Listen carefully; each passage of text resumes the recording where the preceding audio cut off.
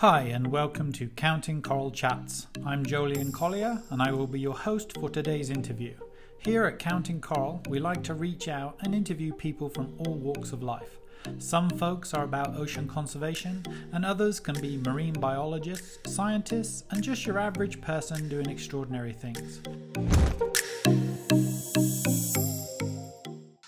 Hey guys, welcome to Counting Coral Chats. We are joined today with Nikolina Kovalenko, and I hope I said that right, Nikolina, and I apologize if I didn't.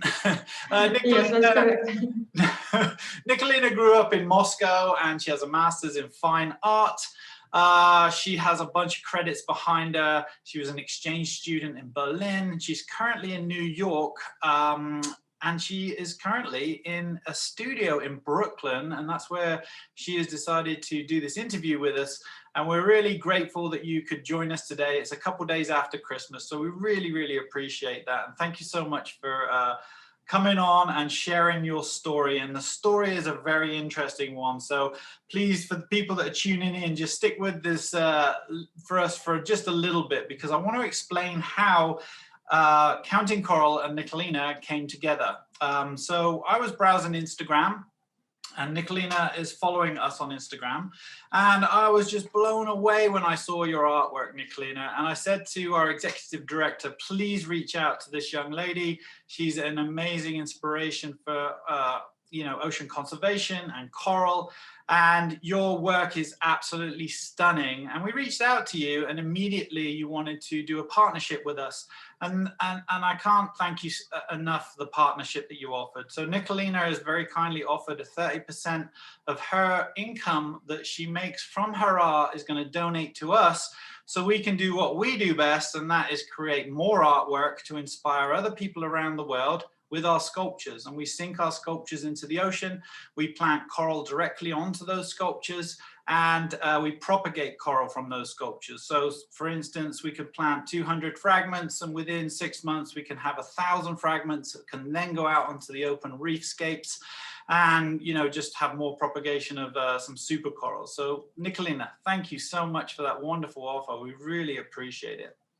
Well, I feel like we inspire each other, so I look forward to making a world a better place, drop by drop or coral by coral.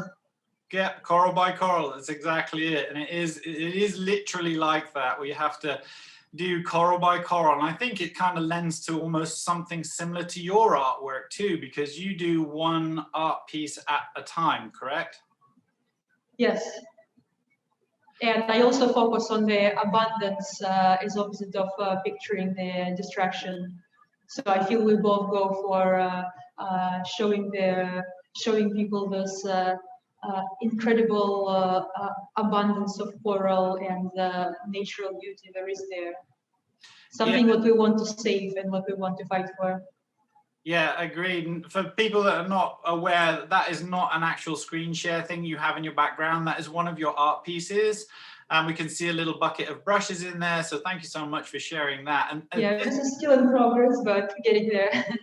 So how long does it take to paint a painting? Now, this is obviously quite a large one in the background. I would imagine it's something like 50 by 60 or 80 by 60. How long does it take to paint a piece like that? Yeah, so they actually, this series, which is called the Utopian Reefscapes, they're all the same size. And yes, you're very close. It's 54 by 80. And this takes approximately 3 months to paint. From beginning to the end, it's just very intricate. And I start with the background, and it has to dry flat for a while because I imitate the motion of the water, and then I sort of paint a more abstract architecture of the reef, and then I zoom in into all the details. And I even call this growing coral and not painting it, because I feel this what is happening. I'm growing it cell by cell, and it takes almost as long as it does for the coral to grow. Not quite an inch per year, a little bit faster. Well, I mean, it's stunning work, and I can't believe that takes 3 months. I mean, I can believe it because I can see the detail, but the staying power to be able to sit there and paint something for 3 months is astounding. I mean, it's just amazing. So do you get really detailed into the minutiae of it, or do you like to just dream these large pictures? And when I say dream, you're actually going and diving, taking photographs, and then using those photographs and almost duplicating the picture, or do you just kind of blend within that picture? Well, I, like you said, yes, I take my own photos, and I use it as an inspiration, as a material, but I never use just one photo for reference. I combine them. I build a perfect reef, almost like if it was a Garden of Eden underwater. So it's not just one image, because that might be like, let's say, lacking the necessary details. So I use one photo, for example, as a structure. So I really like those, let's say, pillars growing from the bottom, or this heel of a soft coral, like in this painting in the background. But then I start adding corals from different locations, and I would say that I'm inspired by what I see, but I'm processing it, and instead of documenting it meticulously, I am creating my own coral world. No, I think it was what you said a minute ago. You want to build, you're growing your own reefscape in your mind, even though you're using photographs as a reference point. Like you say, it might be a structure and it might be a specific piece of coral, but then you blend all those together, correct? Right, and why I call them utopian reefscapes, because in my reefscapes there is no coral bleaching, there is no ocean acidification. It's just a healthy and abundant reef as it was meant by nature. Like, we never messed it up.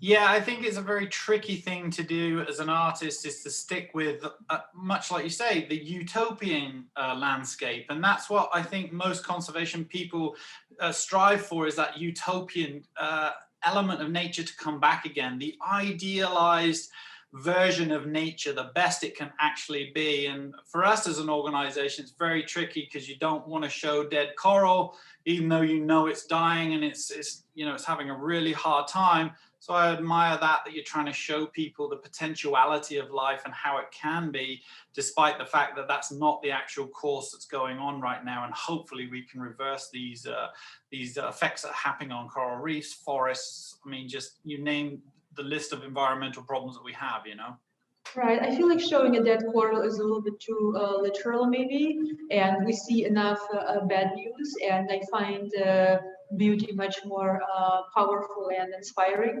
And in general, I feel like visual arts is a great tool to solve a variety of issues, because people, we're just very visual creatures. It's easier for us to see once than to hear 10 times. And something what's beautiful and inspires us, I believe we can start caring about it. That's exactly why we do what we do. And for those people that don't know, we're actually installing 109 art pieces in Fiji. And for every single piece of coral, bar a few sculptures, they have their own sculpture. So what we've done is we've really paid homage to coral and given it its own sculpture. And then that coral gets to grow up into that sculpture and create this inspiring art piece that can hopefully transcend that message out into the world through art and beauty and stuff like that. So I really do admire the approach that you're taking, because it is easy to go in the negative path, but we have to keep optimistic. So I really do appreciate that aspect of your work. We're on the same page. Yeah, we're on the same page. We have to show the beauty and the elegance of nature and how it all intertwines with each other, and how important it is for humans. I mean, it's just, we need this. When I describe my work, I usually say my work is about climate change and humanity's psychological connection with nature, which is, like you just said, we need nature. Yes. We need nature more than nature needs us. Yeah, it's the human-nature synergy. I like that. So you are from Russia, correct? Yes, from Moscow. And you're now painting in Brooklyn? Yes, I have been here for, I think, 9 years now. That's amazing. So could you tell us your story? How did you come from, what inspired you as a young person to become a painter? Because for a lot of people, they're seeing this coral in the background, but you actually have a huge repertoire of artwork. I mean, some of your projects are Rainforest Dreams, Heart of Fusion, Saving Trees Through Art. And then for 1 year, you painted 365 leaves, 1 leaf a day. I mean, it's amazing. You got reclamation, abstract. And I really encourage people to go to your website, which is yourfirstandlastname.com. People can go check out all your artwork. So what inspired you as a young person to go into the art world in Russia and then move to New York? Well, I think I'm very lucky that I never actually had any questions about what I wanted to do in my life. I always knew I wanted to be an artist. Even when I was little, I was always playing with my parents' chalks and pastels. Both of my parents and my grandfather are artists, so maybe that made it a little bit easier because at least I saw that this path is possible, right? It's not just some la la land. People actually can sustain themselves doing it. But I believe that the only reason to be an artist is if you cannot not be one. You have this need to paint. If I don't paint for a couple of days, I just feel like my whole existence is pointless, and I become very frustrated because I feel this energy building up, which I'm not able to unload on canvas and to share it. So I always really felt this way, and I was going to professional art school since I was 10, and went to the art university. And yeah, my background though is more figurative, realistic art portraiture, like most people educated in Russia, very rigorous realistic training. And then yeah, I was studying in Berlin as an exchange student, and then I moved to US, where I went through a complete transformation of my aesthetics and my thinking process. And the more I painted, the more I was interested in nature. And I always go camping, hiking. I've always been very closely connected to nature, even though I always lived in big cities. Right? Go figure. To me, it's not contradictory. Yeah, my very first project I did about like climate change and environmental issues was in Brazil and Amazon, saving trees for art, where I was working with juxtaposing fingerprints of illegally logged trees with fingerprints of volunteers planting new trees, like in Indiana for the world, recreation balancing out destruction. And it sounds easier when it's done, but I went to Brazil and Amazon and I found illegal logging sites. And you know what a frottage is? For example, when you put a coin and you put a piece of paper on it and you rub it with a graphite and you get the texture of the coin on top. So this is what I did, but on a larger scale. So there were all those gigantic trees logged more or less, legally or ethically. I started rubbing it with large pieces of graphite, taking those fingerprints. And in the process, I learned a lot about the issues in the region. And I was helping also to fundraise for some local environmental organizations. And the second part of the project was to pair it with fingerprints of people who do the reforestation work, people who care, even though the Brazilian government doesn't really give too much money to those efforts. Actually, it's not even tax deductible if you donate to those organizations. And they just doing it because they believe this is the right thing to do. So I met a lot of inspiring people through this project. And yeah, so the second one was 365 leaves, is where I was drawing a leaf every single day for a year. And of course, different things are happening in your life, right? You don't necessarily always have to have a time to find the perfect leaf. So my point was that it's about seeing beauty in nature anywhere you are. It could be some weed on a bus stop, which I would quickly sketch waiting for a bus. Something that you wouldn't normally honor with a second glance, but to really see the beauty and nature around you, and this commitment to finding time for that every single day. And the other one was in Iceland, so the heat of fusion. I went to an art residency, actually 2 art residencies in Iceland, and I was amazed by those waterfalls and how how land is spiritually intertwined with the folk stories and the cultural identity of that country. And I started exploring. I started going in a very long walks where you don't see anybody for hours and hours, and I was discovering those hidden waterfalls and glaciers. And this is when I started working with melting glacier covering. It's I can't tell you, that's just amazing story. I mean, I love the fact that you're actually kind of taking the imprint of that tree, because the when you cut a tree, there's lots of rings in it, and for most people would know this, it can tell the age of the tree, but it's also a fingerprint. And I really love the way you've correlated those two together with the human fingerprint and the tree fingerprint. And as it's happening, it's almost like you haven't just sat there, looked at a picture and sketched it out.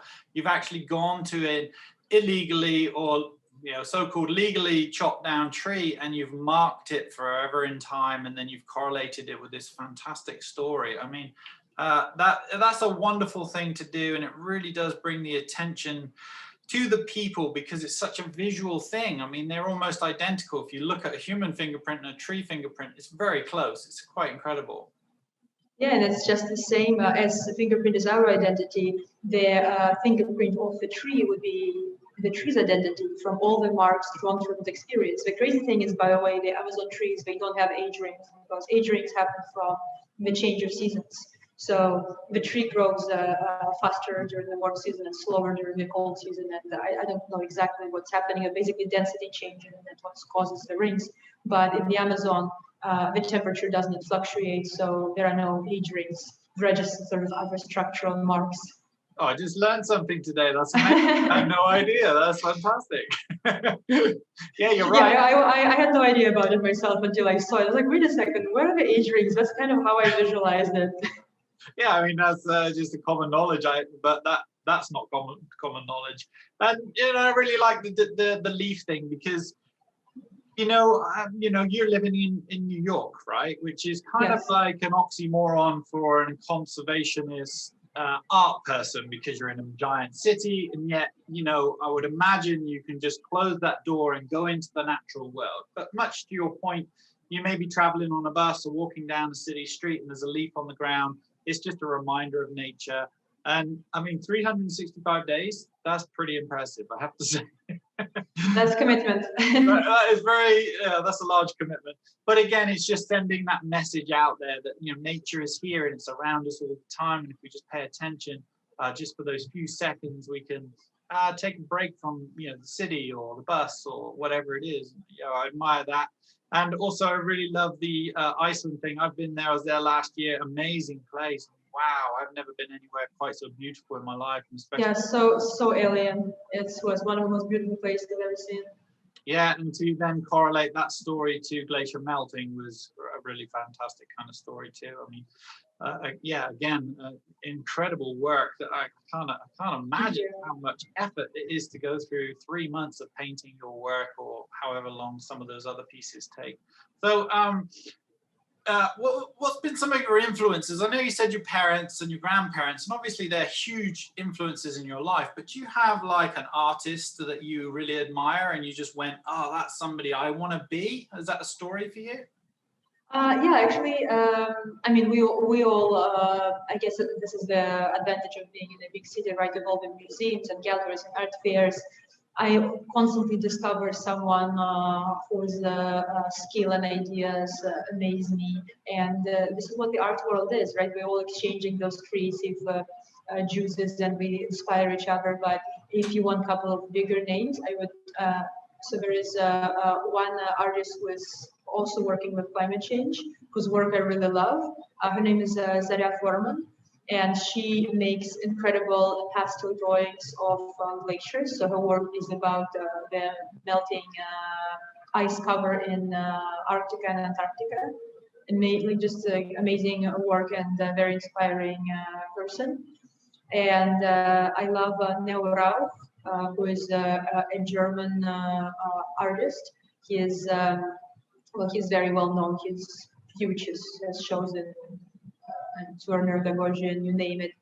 he paints large paintings where very figurative, but the figures are somewhat out of scale and proportion to one another, and he intertwines them, and it becomes very, very surreal. And he has this visual storytelling going on, and it's very ornamental, but at the same time very intense. And I love his color palette.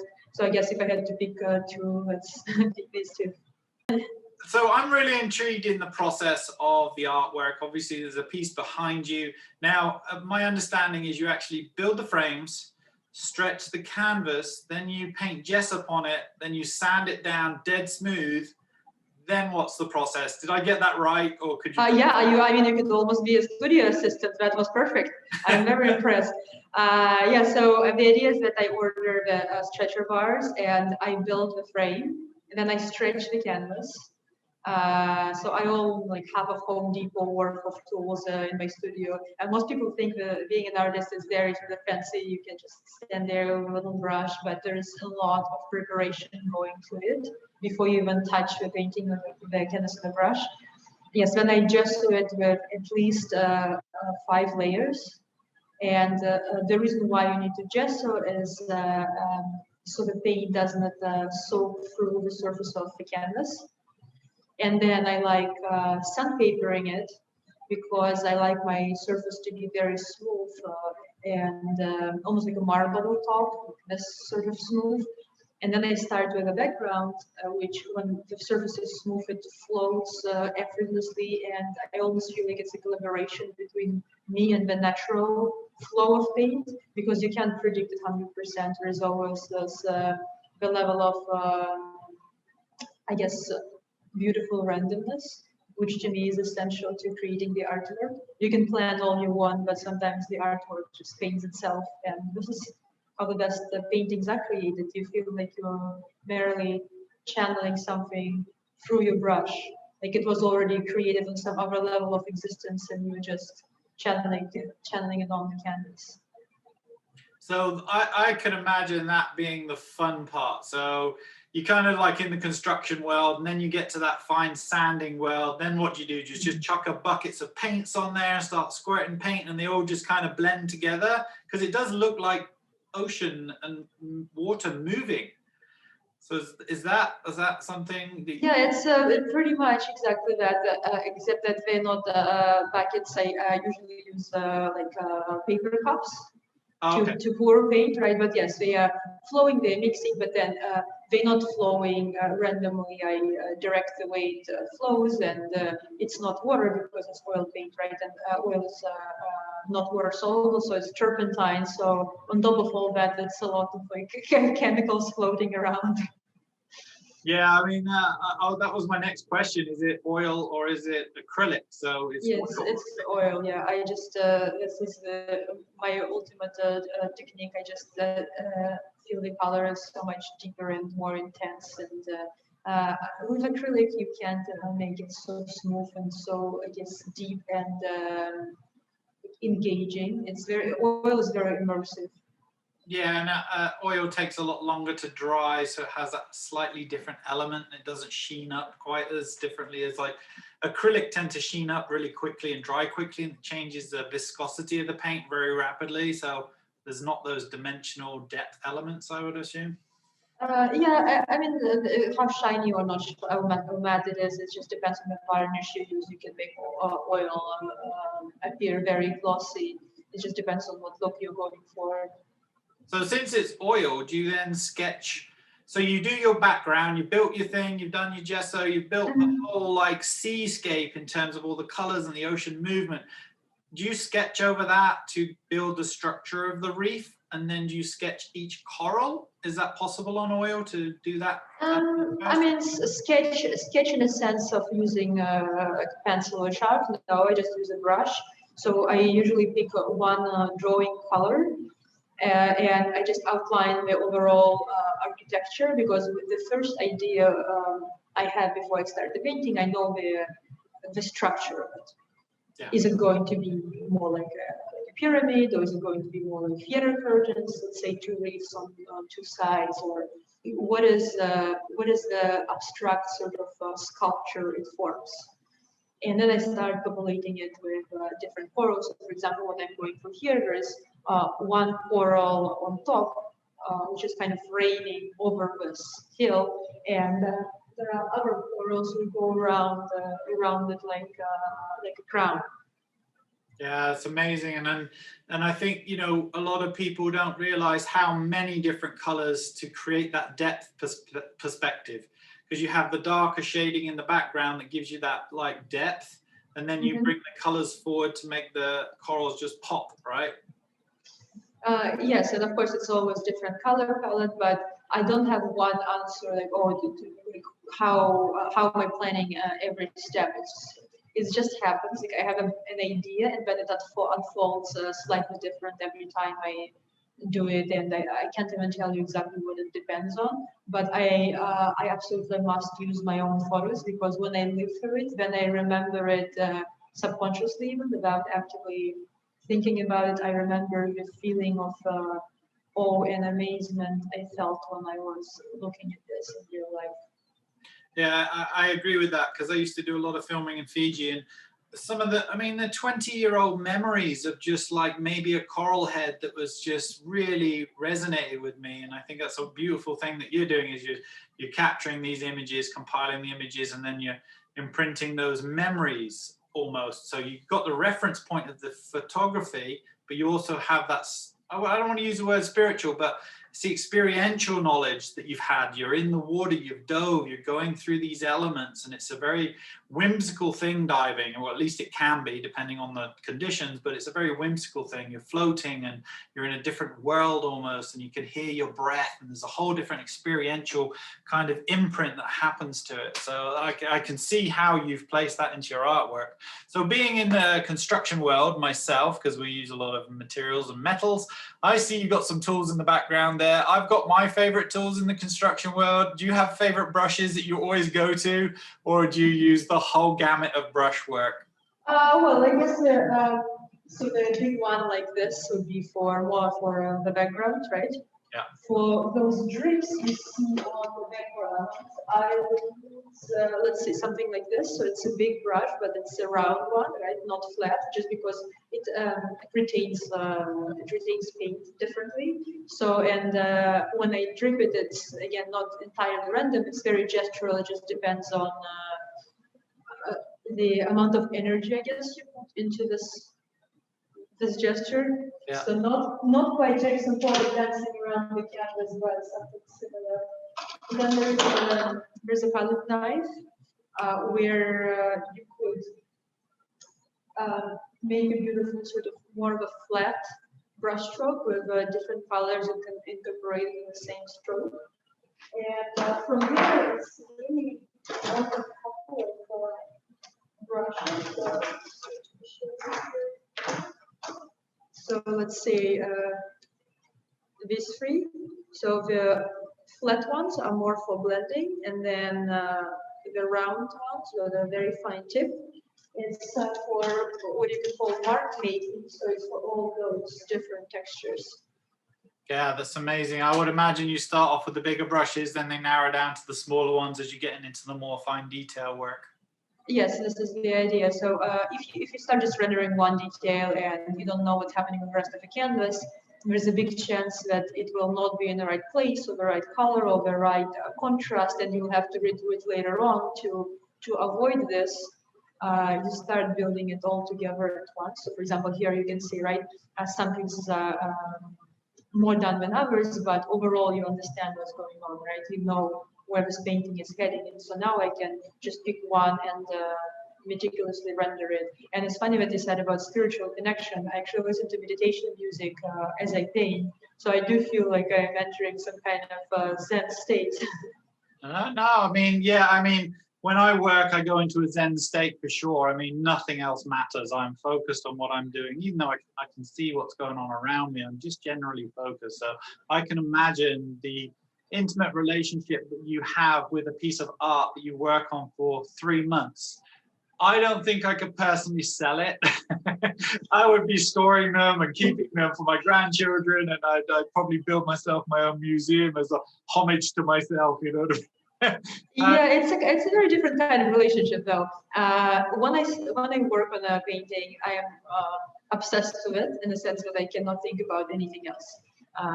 A good thing that my studio is not in my house, because otherwise I would never get some rest. At least I close the door no matter how late it is, but I close the door and I go home and I still think about it as I fall asleep. But it's kind of dominating my head while I'm working on it. So it's always somewhere there on the background, no matter what else is going on. And when I finish it, I often get a question from my students. So, how do you know your work is finished? Well, it's when you don't have to add anything else. It's as simple as that. It lets you go. So it's almost like you cut the how do you call it, navigational cord. Um, so it's almost like you cut this bond between the mother and the child, right? The umbilical cord. Yes, thank you. That one. And all of a sudden, you feel like it's not a part of you anymore. And this is when you can sell it, right? Because you don't feel like it's an essential physical part of you anymore. And I personally enjoy when my paintings give joy to someone else, because otherwise they'd be in my studio, right, in the drying racks. But I love having it on the wall, and I love other people experiencing it and being a portal for them to bring them into this amazing world of diving. I understand that. Sometimes when we work on projects, it's nice to let them go for other people to enjoy them. And you know, you do cut that umbilical cord and go, you have to sever your ties, even though I still remember almost every single project I've ever worked on, and I'll never forget them. And it's that, again, it's that intimacy. And I'm sure you share the same kind of view on that. You can see that painting behind you for the rest of your life, even though it's on somebody else's wall or maybe some other country or wherever it is. I can imagine you would go through the same process. Did you jump into the water just by happenstance and then start creating this beautiful artwork? Or did you have a vision that you wanted to jump in the water and start creating this artwork? How did that come first, chicken or the egg? So I was on my 6-month-long backpacking trip in South America, and actually got my party during this trip in Colombia. And I actually wouldn't say that Colombia was as inspiring coral-wise as what I saw in Egypt. But I remember that during the dive, I saw those soft corals which look like feathers, like those gigantic feathers just slowly moving with the current. And I thought, wow, this is so surreal. This is just some kind of completely alien world, and it's abstract to a certain extent. It's almost mythical. What else is out there? And I felt like, and I continued traveling, and that was much less about the beach, more about mountains and glaciers, because I was in Patagonia for several months. But somehow in my head, this idea was unfolding that I think I want to paint a series on corals, and it was my time to come back to New York, and I want to go diving again. I want to photograph those corals, and I ended up postponing my return and flying to Egypt. I know it sounds strange from South America to Egypt, but it made sense at that time.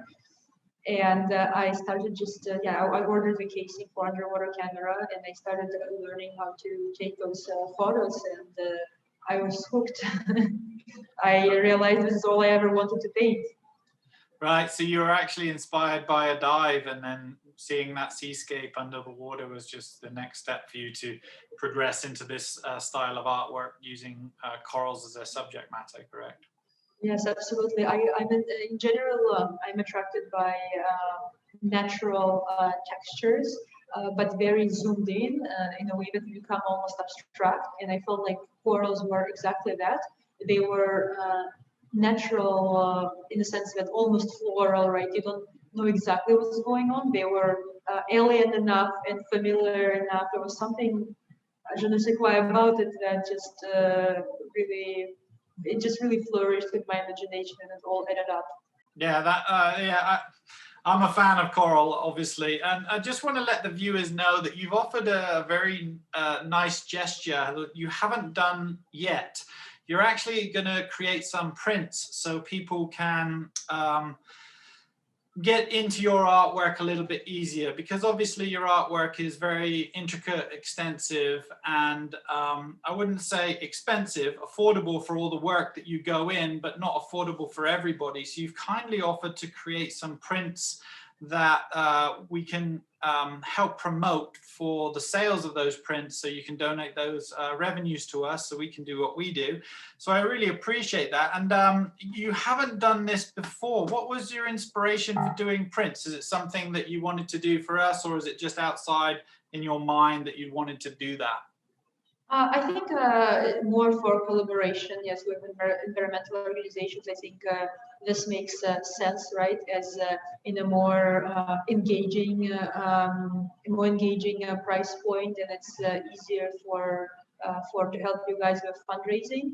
And this would also give the image, right? This is the same image as a big painting, so it'll be engaged. The viewers will be engaged in a similar way.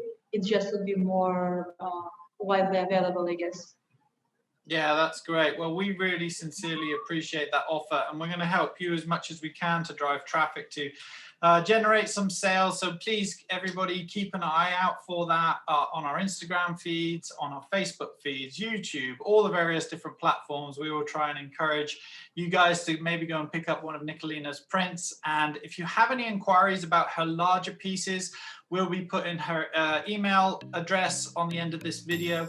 And please stay tuned for a nice carousel of her artwork. I'm going to show you all the various different artwork that she's done after this interview. Nikolina, thank you so much for joining us on Counting Coral Chats. Thank you so much for having me. Alrighty, bye-bye.